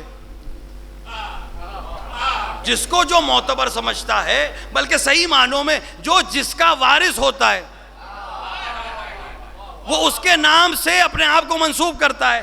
تھوڑا سا بارڈر اور آگے چلے جائیے، ایک اور ملک ہے، وہاں ہمیں نہ غزنی ملا نہ غوری ملا. وہاں ہم نے نام سنے، کسی کا نام ذوالفقار ہے، کسی کا نام فتح ہے، کسی کا نام خیبر ہے. وہ بتانا یہ چاہتا ہے تم ہوگے لٹیروں کے وارث، ہم علی کے وارث ہیں، ہم خیبر کے وارث ہیں، ہم علم کے وارث ہیں. ہتھیار صرف نہیں ہے، وہی بحث پھر سے آ گئی. ہتھیار بتا رہا ہے کہ امام کون ہے، وہ بتا رہا ہے کہ لٹیرے ہمارا امام ہے، وہ بتا رہے فاتح خیبر ہمارا امام ہے. ابھی کچھ سال پہلے تک ہم لوگ کو تو مسلسل 2 محاذ لڑنے پڑ رہے ہیں نا، ہمارے جیسوں کو 2 محاذ سے لڑنا پڑ رہا ہے. ایک کہتا ہے ائمہ کچھ نہیں، علیہ باللہ، ہماری ان سے بھی نہیں رلے گی. اور ایک آ کر ایسے ایسے اعمال انجام دے رہے ہیں کہ آپ ان کے ساتھ بھی نہیں چل پائیں گے. ویڈیوز تو آ رہے ہوں گے. اسلام ماڈرنائزیشن کے خلاف نہیں ہے، لیکن ہر چیز میں ماڈرنائزیشن نہیں چاہیے. ہمیں عزاداری میں ماڈرنائزیشن کی ضرورت نہیں ہے، بلکہ کسی عالم نے بڑی اچھی بات کہی کہ عزاداری میں 20 سال پیچھے لوٹ جائیے. ابھی بزرگ موجود ہیں، ان سے پوچھئے 20 سال پہلے تک کیا ہوتا تھا اور کس طرح ہوتا تھا. جیسے ہوتا تھا وہی کافی ہے عزا کو بتانے کے لیے. ماڈرنائزیشن اسلام اس کے خلاف نہیں ہے، لیکن کہاں ماڈرنائزیشن ہے اور کہاں نہیں ہے. کتنے بھی آپ ماڈرن ہو جائیں، باپ باپ رہے گا، ماں ماں رہے گی. اسلام اس ماڈرنائزیشن کو پسند نہیں کرتا جہاں ماں باپ کو اولڈ ایج ہاؤس بھیج دیا جائے. اسلام ترقی پسند ہے، لیکن انحراف کو پسند نہیں کرتا.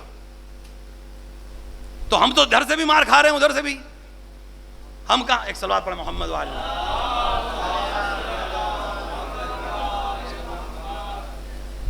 یہ امامت اسی لیے ہے کہ کدھر جانا ہے یہ امام طے کرے, اپنے حساب سے نہیں طے کرنا ہے. امام اسی لیے بھیجا گیا تھا کہ تم دین اپنے حساب سے نہ موڑو, جدھر امام جائے ادھر جاؤ, جیسے امام لے چلے ویسے جاؤ. مسجد کے 2 رکعت اور 4 رکعت کا امام, اسلام اس سے آگے جانے کی تو اجازت نہیں دیتا ہے.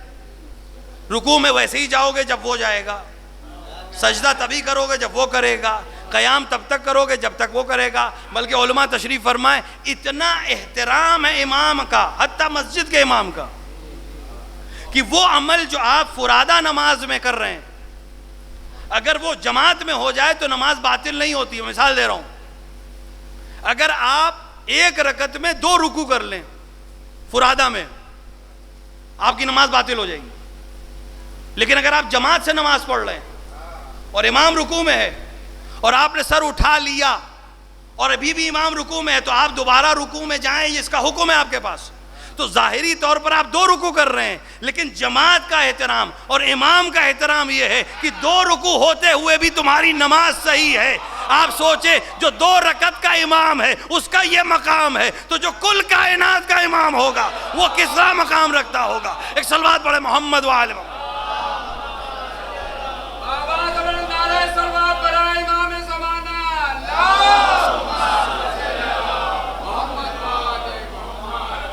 یہ امام ہر شے پہ اثر انداز ہے, ہر شے کا وجود اس کی وجہ سے قائم ہے. جن کو ہم معجزے کہتے ہیں وہ ہمارے لیے عاجزی ہے, ہمارے لیے معجزہ ہے, ان کے لیے نہیں ہے. اگر سورج پلٹ رہا ہے یا چاند 2 ٹکڑے ہو رہا ہے یا ستارہ آ کر ڈیوڑی پہ سجدہ کر رہا ہے یا جانور اور حیوانات پلٹ کر سلام کر رہے ہیں, تو یہ ان کا اعجاز نہیں ہے. وہ اپنے وجود کو بتانا چاہتے ہیں کہ میں اگر چمک رہا ہوں تو ان کی ضیاء سے چمک رہا ہوں, میں اگر اگ رہا ہوں تو ان کی معجزے سے اگ رہا ہوں, اگر میں زہرہ جبی بنا ہوں تو ان کے لطف سے بنا ہوں, اگر میں کچھ ہوں تو ان کی وجہ سے ہوں. امام, عظمت امام اتنی زیادہ ہے کہ آج ہم اور آپ جو بیٹھے ہیں ایک امام کے غم میں بیٹھے ہیں, اور اس غم کو منانا بھی ہمیں ایک امام نے سکھایا, اور اس نے عزاداری کر کے بتایا کہ میرے بابا پر کیسے عزاداری کی جائے, اور اس نے بھی امامت کے لیے یہ ساری قربانی دی. ہمیں امام حسین کا نئے نئے مقصد ڈھونڈنے کی بھی ضرورت نہیں ہے. نیا ٹاپک دینا ہے تو اب یہیں سے صحیح. امام حسین نے بہت صاف کہہ دیا تھا میں کیوں جا رہا ہوں. امام کا مقصد بالکل کلیئر تھا. امام صرف امامت کے تحفظ کے لیے جا رہے تھے. اگر اس امت کو کوئی چیز روک سکتی ہے انحراف سے تو وہ امام ہے. نماز دونوں گروپ پڑھ رہے تھے, روزہ دونوں لوگ رکھ رہے تھے, قرآن دونوں پڑھ رہے تھے, حج پہ دونوں جا رہے تھے. ظاہری طور پر تو سارے احکام اسلامی دونوں طرف سے رعایت ہو رہی تھی. تو پھر امام کیا کرنے جا رہے تھے؟ امام یہ طے کرنا چاہتے تھے کہ جب تم نماز پڑھ رہے ہو تو تمہارا امام کون ہے, جب تم روزہ رکھ رہے ہو تمہارا امام کون ہے. کیونکہ یہ عبادت تبھی عبادت بنے گی جب تمہارا امام صحیح ہوگا. فروع دین کو حل کرنے سے اختلاف امت صحیح نہیں ہوگا. ظاہر فروع دین میں ہوتا ہے, دکھائی فروع دین میں آتا ہے, لیکن اصل وجہ اصول دین میں ہے. امام اصول دین کو ٹھیک کرنے آئے تھے. امامت صحیح کر لو, فروع دین خود ٹھیک ہوتا چلا جائے گا. علی کو امام مان لو, نماز بھی صحیح ہو جائے گی, روزہ بھی صحیح ہو جائے گا, حج بھی صحیح ہو جائے گا. ایک صلوات پڑھے محمد وآل محمد.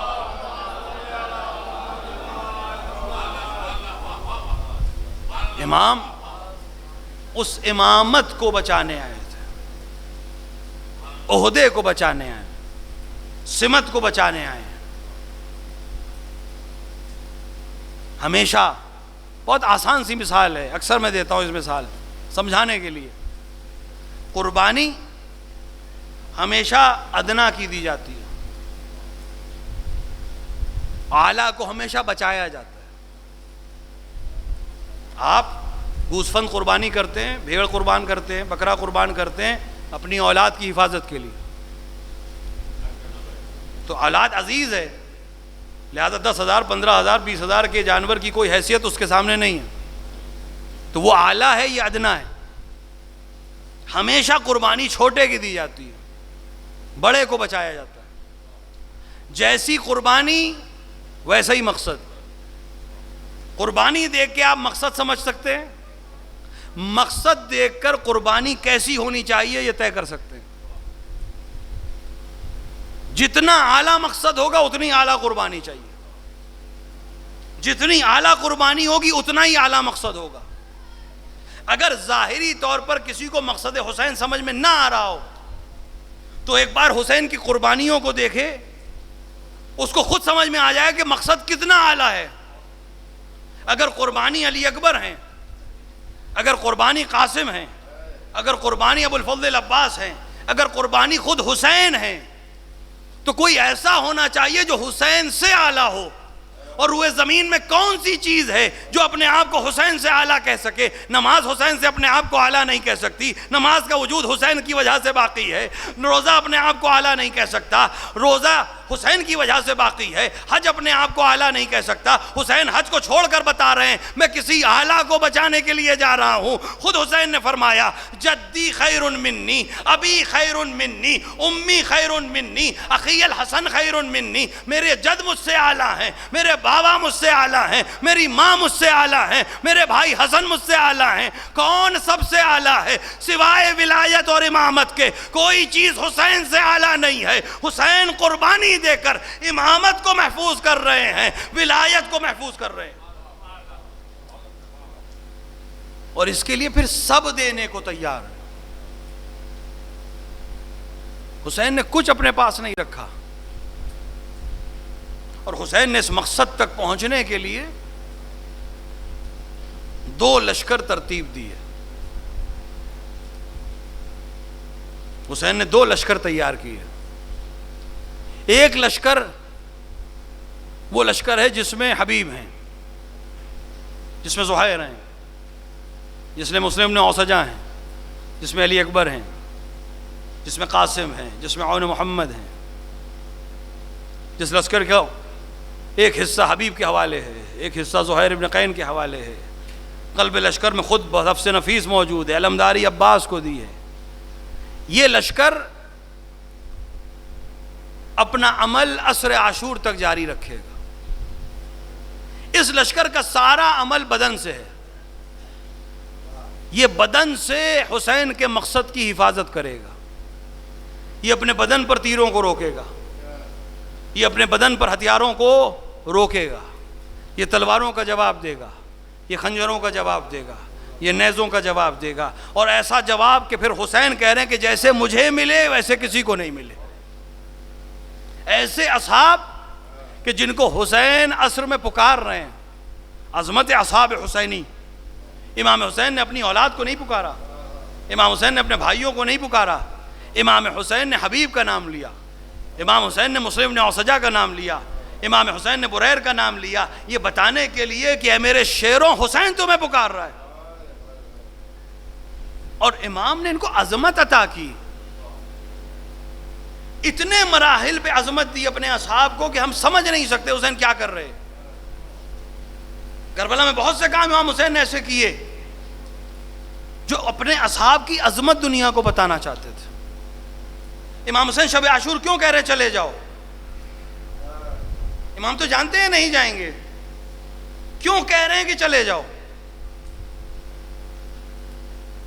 کیونکہ امام جانتے ہیں کہ تاریخ بکی ہوئی ہے. تاریخ لکھنے والے میرے بہادروں کو مجبور نہ لکھیں. اگر یہ بغیر میری اجازت کے آج میں اجازت نہ دوں انہیں, اور یہ ایسے ہی میرے پاس رہیں, اپنی محبت کے ساتھ رہیں, تو تاریخ لکھنے والے یہ لکھ سکتے ہیں کہ حسین کی بیعت میں تھے، مجبوری میں، غیرت میں، اپنی زبان کے لحاظ میں حسین کا ساتھ چھوڑ کر نہیں گئے، لہٰذا قتل کر دیے گئے۔ حسین نہیں چاہتا تھا میرے اصحاب کی قربانی مجبوری کی قربانی لکھی جائے، لہٰذا سب کو اجازت دی، تمہیں اختیار ہے، بیعت کا قلادہ میں نے اتار لیا ہے، جس کو جہاں جانا ہے چلا جائے۔ اب اگر تم رک رہے ہو تو اختیار کے ساتھ رک رہے ہو، اب تاریخ تمہیں مجبور نہیں لکھے گی، اب تاریخ تمہیں مختار لکھے گی، تم اختیار کے ساتھ شہادت قبول کر رہے ہو۔ یہ لشکر حسین کا مرتب کردہ لشکر عصر عاشور تک حسین کے دفاع میں ہے، اور ایک لشکر حسین نے اور تیار کیا۔ اس لشکر کا کام عصر عاشور کے بعد سے ہے۔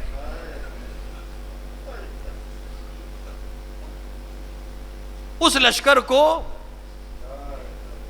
ہتھیاروں کو روکنا تھا، دشمنوں کے حملوں کو روکنا تھا، انہوں نے بخوبی وہ انجام دے دیا۔ اس لشکر کو جو جنگ کرنی ہے اس میں ہتھیار نہیں ہوں گے، اس میں صبر کو ہتھیار بنانا پڑے گا، کیونکہ دشمن توہین کرے گا، دشمن تشہیر کرے گا، دشمن صبر کے امتحان لے گا، دشمن ذہنی اذیتیں دے گا، دشمن قلبی اذیتیں دے گا، اور ان تمام اذیتوں پہ رہتے ہوئے حسین کی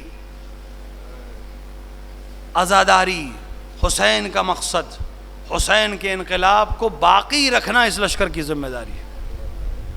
اس لشکر میں اون محمد تھے، اس لشکر میں حبیب و ابن مظاہر تھے، اس لشکر میں زہیر قین تھے، اس لشکر کا سپہ سالار زینب ہے۔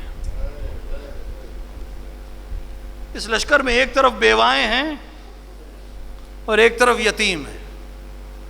ان بیواؤں اور یتیموں کے لشکر کی سپہ سالاری زینب کو کر کر کربلا سے کوفے تک اور کوفے سے شام تک حسین کا دفاع کرنا ہے۔ آسان کام نہیں ہے، اپنے عزیزوں کو زمین پہ تڑپتے دیکھنا آسان نہیں ہے، اور زینب نے جو کام کیا کوئی اور انجام نہیں دے سکتا تھا۔ زینب ایسے ہی شریکت الحسین نہیں ہے، قربانی کا ایک دستور ہے۔ جب آپ قربانی کرتے ہیں تو اسے قبول کرنے کے لیے بارگاہ الہی میں پیش کرتے ہیں، قربانی پیش کی جاتی ہے۔ صبح سے عصر تک ساری قربانیاں حسین نے پیش کی۔ خدایا حبیب تیرے حوالے، خدایا علی اکبر تیرے حوالے، خدایا اون محمد تیرے حوالے، خدایا قاسم تیرے حوالے، خدایا عباس بھی تیرے حوالے، اور خدایا علی اصغر بھی تیرے حوالے۔ ساری قربانیاں حسین نے ادا کر دی، لیکن خود حسین جب قربان ہو رہے ہیں تو طریقہ یہ ہے کہ کون اس قربانی کو پیش کرے گا، کون آئے جو حسین کی قربانی کو بارگاہ الہی میں پیش کرے۔ ہم نے تاریخ میں دیکھا کہ جب ہر طرف سے گرد چھٹ گئی اور ہر طرف سے خیمے اپنی طرف جل گئے تو ایک بار ایک بلند قامت بی بی میدان کربلا میں نشیب کی طرف بڑھی۔ 4 آوازیں زینب نے دی ہیں، ان آوازوں پر آپ کی مجلس کو تمام کر رہا ہوں۔ 4 آوازیں زینب نے اس گودی اور قتل گاہ میں جا کر دی۔ پہلی آواز اپنے خدا کو دی، اور آپ نے کیا انجام دیا؟ اپنے ہاتھوں کو حسین کے جسم اطہر کے نیچے لے گئیں۔ اللہم تقبل منا ھذا القربان، خدایا ہم سے اس قربانی کو قبول فرما۔ اور ایک آواز اپنے بھائی کو دی تھی۔ کون آواز دے رہا ہے؟ زینب آواز دے رہی ہے۔ وہ زینب جو حسین کے ساتھ پلی ہے، وہ زینب جس کا بچپن حسین کے ساتھ گزرا ہے، وہ زینب جس کی جوانی حسین کے ساتھ گزری ہے، جو دونوں بھائی بہن ہمیشہ ساتھ رہے ہیں۔ کبھی حسین زینب کے بنا نہیں رہے، کبھی زینب حسین کے بنا نہیں رہی، لیکن آخر میدان میں ایسا کیا ہوا تھا کہ زینب ایک بار لاشے پہ کھڑے ہو کے کہہ رہی تھی انت اخی، کیا تم ہی میرے بھائی ہو؟ ارے کیسا ظلم ہوا تھا کہ بہن بھائی کے لاشے کو نہیں پہچان پا رہی تھی۔ تیسری آواز اپنے اپنے جد کو دی۔ اے جد بزرگوار، اے رسول اکرم، آپ کو ملائک نے غسل دیا، آپ پر ملائک نے نماز پڑھی، اور یہ آپ کا حسین ہے، امامہ نوچا جا چکا، ابا چھینی جا چکی، اپنے ہی خون میں غلطہ ہے۔ اور تیسری آواز کے بعد ایک بار وہ آواز زینب نے دی جو آپ کے زیارت نامے میں بھی آج پڑھی جاتی ہے۔ ایک بار زینب نے قتل گاہ سے چہرے کو موڑا اور دریا کا رخ کر کے کہا، عباس، زینب جا رہی ہے۔ بڑے احترام سے لے کر آئے تھے، اب نامحرموں کا مجمع ہوگا، تمہاری زینب جا رہی ہے، ایک شور ہوگا، اے تماشائیوں دیکھو، یہ علی کی بیٹی، یہ فاطمہ۔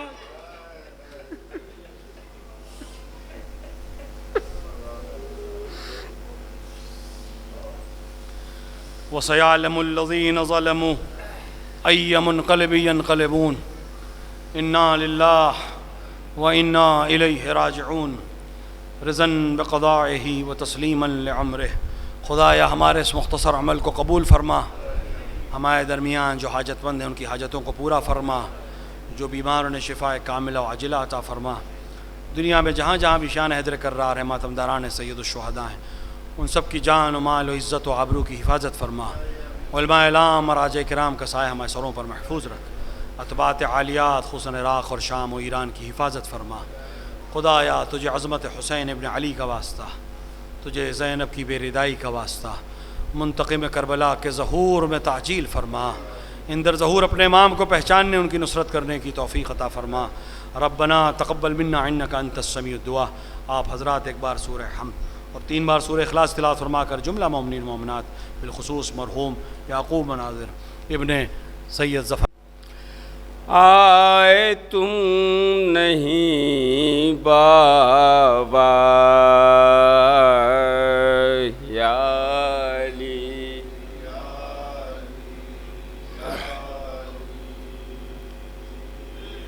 تھی صدا یہ زینب کی،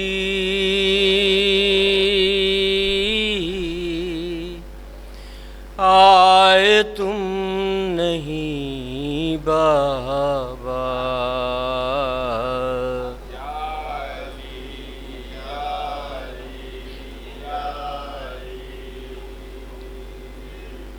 دل دھڑک سجاتا ہے جیسے کوئی آتا ہے،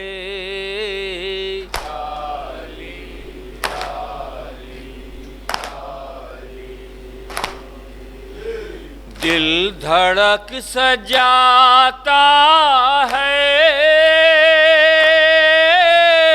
جیسے کوئی آتا ہے،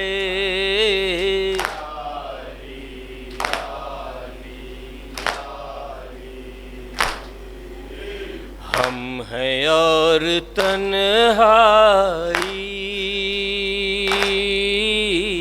آئے تم نہیں بابا،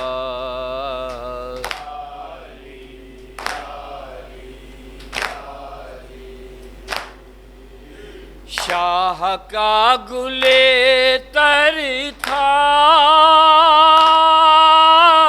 جس کا نام اصغر تھا،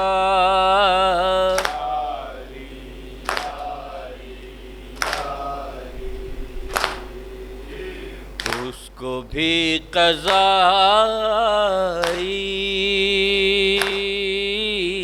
آئے تم نہیں بابا،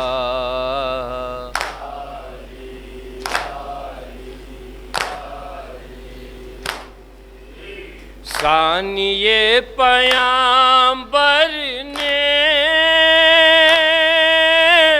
بابا تیرے اکبر نے،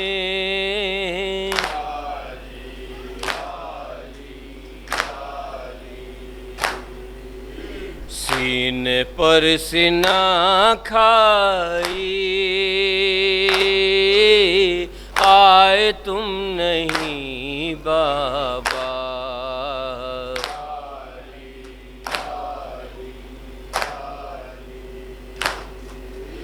دونوں شان کٹوا کر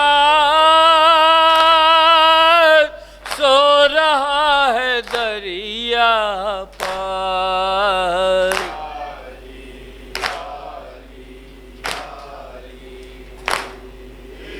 میرا شیر سا بھائی آئے تم نہیں بابا،